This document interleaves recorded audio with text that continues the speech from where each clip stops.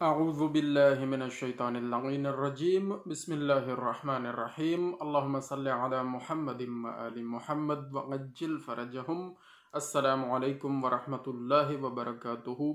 دوستو، مولا امام علی علیہ السلام کا خطبہ نمبر 1 نہج البلاغہ سے ہم آپ کے سامنے اس کا کچھ حصہ، پہلا حصہ ایک ویڈیو میں شیئر کر چکے ہیں۔ اس سے آگے والا حصہ جس میں حضرت آدم علیہ السلام کی تخلیق کے بارے میں مولا امام علی علیہ السلام نے ارشاد فرمایا، اس کا ترجمہ آپ کے سامنے پیش کرتے ہیں۔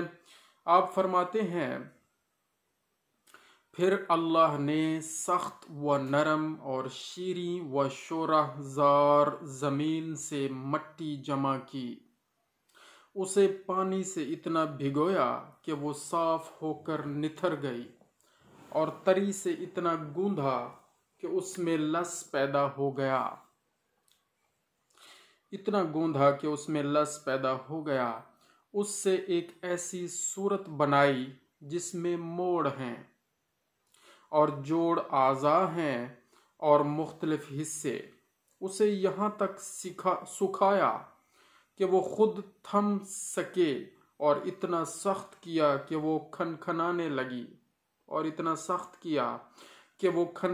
لگی، ایک وقت معین اور مدت معلوم تک اسے یوں ہی رہنے دیا، پھر اس میں روح پھونکی تو وہ ایسے انسان کی صورت میں کھڑی ہو گئی جو قوائے ذہنی کو حرکت دینے والا، فکری حرکات سے تصرف کرنے والا، اعضاء و جوارح سے خدمت لینے والا اور ہاتھ پیروں کو چلانے والا ہے، اور ایسی شناخت کا مالک ہے جس سے حق و باطل میں تمیز کرتا ہے، اور مختلف مزوں، بوؤں، رنگوں اور جنسوں میں فرق کرتا ہے۔ خود رنگ رنگ کی مٹی اور ملتی جلتی ہوئی موافق چیزوں اور مخالف ضدوں اور متضاد خطوں سے اس کا خمیر ہوا ہے، یعنی گرمی، سردی، تری، خشکی کا پیکر ہے۔ پھر اللہ نے فرشتوں سے چاہا کہ وہ اس کی سونپی ہوئی ودیت ادا کریں اور اس کے پیمانے وصیت کو پورا کریں۔ جو سجدہ آدم کے حکم کو تسلیم کرنے اور اس کی بزرگی کے سامنے تواضع و فروتنی کے لیے تھا، اس لیے اللہ نے کہا کہ آدم کو سجدہ کرو۔ ابلیس کے سوا سب نے سجدہ کیا، اسے عصبیت نے گھیر لیا، بدبختی اس پر چھا گئی، آگ سے پیدا ہونے کی وجہ سے اپنے کو بزرگ و برتر سمجھا، اور کھنکھناتی ہوئی مٹی کی مخلوق کو ذلیل جانا۔ اللہ نے اسے مہلت دی تاکہ وہ پورے طور پر غضب کا مستحق بن جائے اور بنی آدم کی آزمائش پایہ تکمیل تک پہنچے اور وعدہ پورا ہو جائے۔ چنانچہ اللہ نے اس سے کہا کہ تجھے وقت معین کے دن تک کی مہلت ہے۔ پھر اللہ نے آدم علیہ السلام کو ایسے گھر میں ٹھہرایا جہاں ان کی زندگی کو خوشگوار رکھا، انہیں شیطان اور اس کی عداوت سے بھی ہوشیار کر دیا تھا،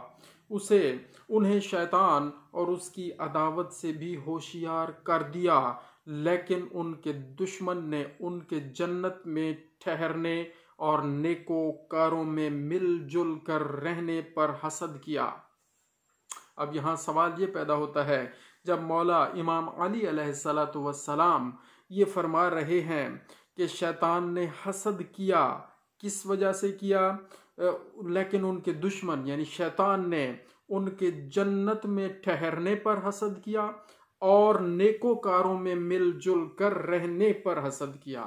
تو وہ نیکوکار ہستیاں کون تھیں جو پہلے جنت میں رہ رہی تھیں اور جن کے ساتھ حضرت آدم علیہ السلام بھی رہنا شروع ہوئے اپنی تخلیق کے بعد؟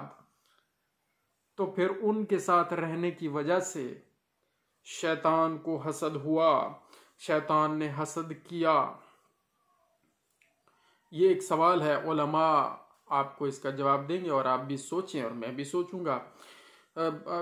ظاہر میرے ذہن میں ایک جواب ہے اور میں مطمئن ہوں، لیکن یہ آپ کے لیے ایک سوال ہے، آپ اس پہ تحقیق کریں کہ کون وہ ہستیاں تھیں جو حضرت آدم علیہ السلام کی تخلیق سے پہلے جنت میں اللہ تعالیٰ نے ان کو رکھا ہوا تھا، اور وہ نیکوکار بھی تھے، اور ان کے ساتھ رہنے کے حسد میں مبتلا ہو گیا۔ ان کے ساتھ رہنے کی وجہ سے حضرت آدم ان کے ساتھ جب رہنے لگے تو شیطان حسد میں مبتلا ہوا۔ وہ ہستیاں کون ہیں؟ اور آخرکار انہیں فریب دے دیا اس شیطان نے، آخرکار انہیں فریب دے دیا۔ آدم نے یقین کو شک اور ارادے کے استحکام کو کمزوری کے ہاتھوں بیچ ڈالا۔ اللہ اکبر۔ مسرت کو خوف سے بدل لیا اور فریب خوردگی کی وجہ سے ندامت اٹھائی۔ پھر اللہ نے آدم علیہ السلام کے لیے توبہ کی گنجائش رکھی، انہیں رحمت کے کلمے سکھائے۔ اللہ اکبر، اللہ بڑا کریم ہے۔ انہیں رحمت کے کلمے سکھائے، جنت میں دوبارہ پہنچانے کا ان سے وعدہ کیا، اور انہیں دار ابتلا و محل افزائش نسل میں اتار دیا، یعنی زمین پر اتار دیا۔ اللہ سبحانہ نے ان کی اولاد سے انبیاء چنے، وحی پر ان سے عہد و پیمان لیا، وحی جو نازل ہوتی ان پر، وحی پر ان سے عہد و پیمان لیا، تبلیغ رسالت کا انہیں امین بنایا، جبکہ اکثر لوگوں نے اللہ کا عہد بدل دیا تھا۔ چنانچہ وہ اس کے حق سے بے خبر ہو گئے، اوروں کو اس کا شریک بنا ڈالا۔ شیاطین نے اس کی معرفت سے انہیں روگرداں اور اس کی عبادت سے الگ کر دیا۔ اللہ نے ان میں اپنے رسول مبعوث کیے اور لگاتار انبیاء بھیجے تاکہ ان سے فطرت کے عہد و پیمان پورے کرائیں، اس کی بھولی ہوئی نعمتیں یاد دلائیں اور انہیں قدرت کی نشانیاں دکھائیں۔ یہ سروں پر بلند بام آسمان، ان کے نیچے بچھا ہوا فرش زمین، زندہ رکھنے والا سامان معیشت، فنا کرنے والی اجلیں، بوڑھا کر دینے والی بیماریاں اور پے در پے آنے والے حادثے۔ اللہ اکبر۔ قدرت کی یہ نشانیاں ہیں۔ مولا امام علی علیہ السلام اپنے اس خطبے میں قدرت کی جو نشانیاں بیان فرما رہے ہیں وہ یہ ہیں کہ انہیں قدرت کی نشانیاں دکھائیں۔ یہ سروں پر بلند بام آسمان، یہ قدرت کی نشانی ہے، اور ان کے نیچے بچھا ہوا فرش زمین، زندہ رکھنے والا سامان معیشت، فنا کرنے والی اجلیں، بوڑھا کر دینے والی بیماریاں اور پے در پے آنے والے حادثے، یہ قدرت کی نشانیاں ہیں۔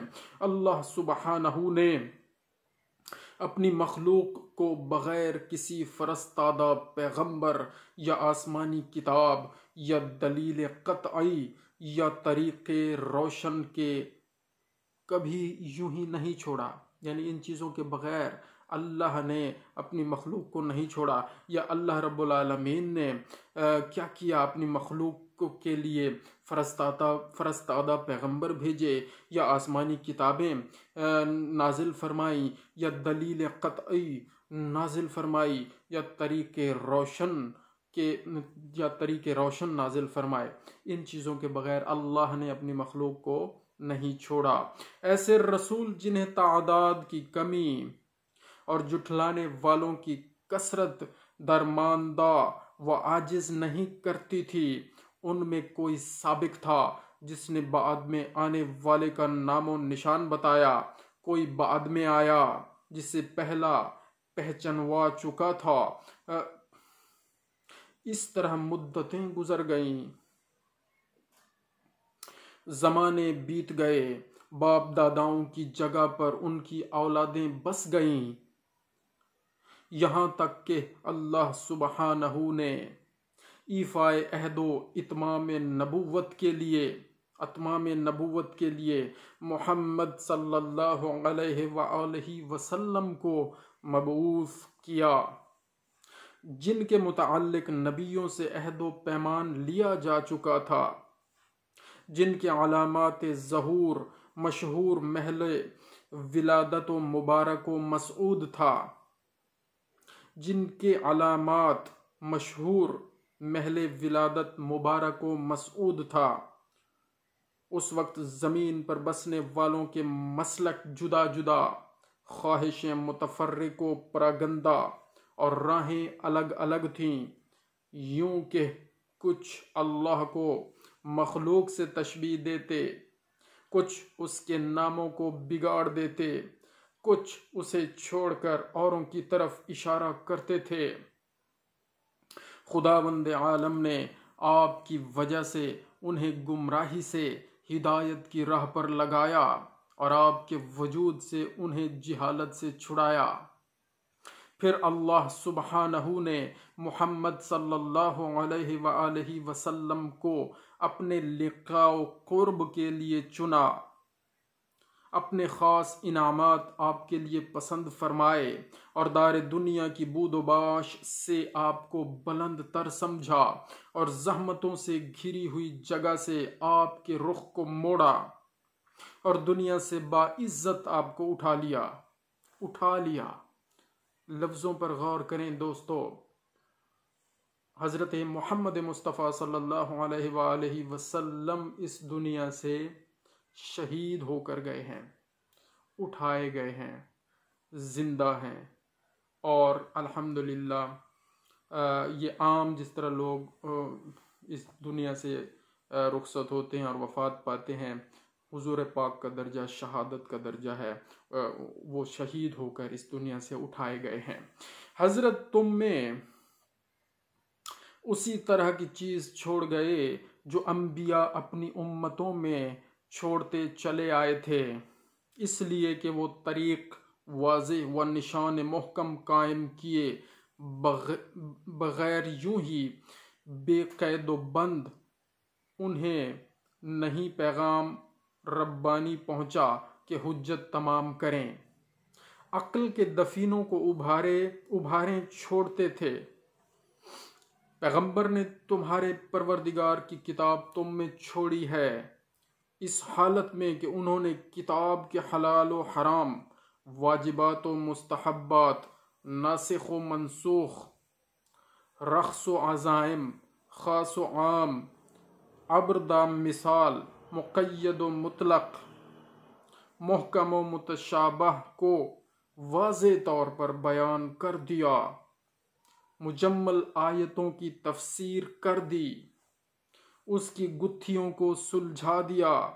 اس میں کچھ آیتیں وہ ہیں جن کے جاننے کی پابندی عائد کی گئی ہے، اور کچھ وہ ہیں کہ اگر اس کے بندے ان سے ناواقف رہیں تو مذائقہ نہیں، یعنی قرآن مجید کی کچھ ایسی آیتیں ہیں جن کا علم حاصل کرنا واجب ہے ہر مسلمان پر، اس لیے فرمایا کہ علم حاصل کرنا ہر مسلمان مرد و عورت پر واجب ہے، وہ یہی علم ہے، واجب علم قرآن پاک کی ان تمام آیتوں کا علم حاصل کرنا واجب ہے جس میں حلال و حرام کا ذکر ہے، جس میں دین کے تمام احکامات آ جاتے ہیں، جس میں اصول دین اور فروع دین کا ذکر ہے، اور جن کا علم حاصل کر کے دین پر عمل کرتے ہوئے زندگی گزاری جا سکے، ان کا علم حاصل کرنا واجب ہے۔ کچھ احکام ایسے ہیں جن کا وجوب کتاب سے ثابت ہے اور حدیث سے ان کے منسوخ ہونے کا پتہ چلتا ہے، اور کچھ احکام ایسے ہیں جن پر عمل کرنا حدیث کی روح سے واجب ہے لیکن کتاب میں ان کے ترک کی اجازت ہے۔ اس کتاب میں بعض واجبات ایسے ہیں جن کا وجوب وقت سے وابستہ ہے اور زمانہ آئندہ میں ان کا وجوب برطرف ہو جاتا ہے۔ کچھ احکامات وقت سے متعلقہ ہیں کہ کچھ احکامات ایسے ہیں جو پہلے زمانے میں واجب تھے اور اب کچھ زمانے کے گزرنے کے بعد جیسے جیسے وقت تبدیل ہوا اور حالات تبدیل ہوئے اور ضروریات تبدیل ہوئیں تو ان کا وجوب پھر ختم ہو جاتا ہے. تو ان کا کیسے پتہ چلے گا؟ تو وہ ہمیں ائمہ بتائیں گے. 12 امام 14 معصومین کی تعلیمات سے ہمیں پتہ چلے گا، احادیث سے پتہ چلے گا. قرآن کے محرمات میں بھی تفریق ہے. کچھ کبیرہ ہیں جن کے لیے آتش جہنم کی دھمکیاں ہیں، اور کچھ صغیرہ ہیں جن کے لیے مغفرت کے توقعات پیدا کیے ہیں. کچھ اعمال ایسے ہیں جن کا تھوڑا سا حصہ بھی مقبول ہے اور زیادہ سے زیادہ اضافہ کی گنجائش رکھی ہے. اللہ اکبر. کچھ اعمال ایسے ہیں جن کا تھوڑا سا حصہ بھی مقبول ہے اور زیادہ سے زیادہ اضافہ کی گنجائش رکھی ہے. اسی خطبہ میں حج کے سلسلہ میں آپ نے فرمایا، اللہ نے اپنے گھر کا حج تم پر واجب کیا جسے لوگوں کا قبلہ بنایا ہے، جہاں لوگ اس کی طرف کھنچ کر آتے ہیں، جس طرح پیاسے حیوان پانی کی طرف، اور اس طرح وہ رفتگی سے بڑھتے ہیں جس طرح کبوتر اپنے آشیانوں کی جانب. اللہ جل شانہ نے اس کو اپنی عظمت کے سامنے ان کی فروتنی و عاجزی اور اپنی عزت کے اعتراف کا نشانہ بنایا ہے. اس نے اپنی مخلوق میں سے سننے والے لوگ چن لیے جنہوں نے اس کی آواز پر لبیک کہی اور اس کے کلام کی تصدیق کی. وہ انبیاء کی جگہوں پر ٹھہرے، عرش پر طواف کرنے والے فرشتوں سے شباہت اختیار کی. وہ اپنی عبادت کی تجارت گاہ میں منفعتوں کو سمیٹتے ہیں اور اس کی وعدہ گاہ مغفرت کی طرف بڑھتے ہیں. اللہ سبحانہ نے اس گھر کو اسلام کا نشان پناہ چاہنے والوں کے لیے حرم بنایا ہے. کعبہ کی بات فرما رہے ہیں. اس کا حج فرض اور ادائیگی حق کو واجب کیا ہے اور اس کی طرف راہ نوردی فرض کر دی ہے. چنانچہ اللہ نے قرآن میں فرمایا کہ اللہ کا واجب الادا حق لوگوں پر یہ ہے کہ وہ خانہ کعبہ کا حج کریں جنہیں وہاں تک پہنچنے کی استطاعت ہو، اور جس نے کفر کیا وہ جان لے کہ اللہ سارے جہان سے بے نیاز ہے. بے شک یہ خطبہ اول کا اختتام ہو گیا، جس کا ترجمہ ہم نے آپ کے سامنے پیش کیا، اردو ترجمہ پیش کیا. میری زبان دوستو اردو نہیں ہے. پڑھنے میں، بولنے میں، تلفظ میں کوئی کمی کوتاہی رہ گئی ہو آپ بھی معاف کیجیے گا، اور اللہ تعالیٰ سے بھی دعا ہے کہ یا اللہ آپ بھی معاف فرمائیں. کوئی جانے انجانے میں جیسے بھی انسان ہے غلطی ہو جاتی ہے بولنے میں، سمجھنے میں، سمجھانے میں، تو اللہ تعالیٰ معاف فرمائے اور آپ سننے والے بھی درگزر فرمائیں. جزاک اللہ خیرا. اللہم صلی علی محمد و آل محمد وعجل فرجہم.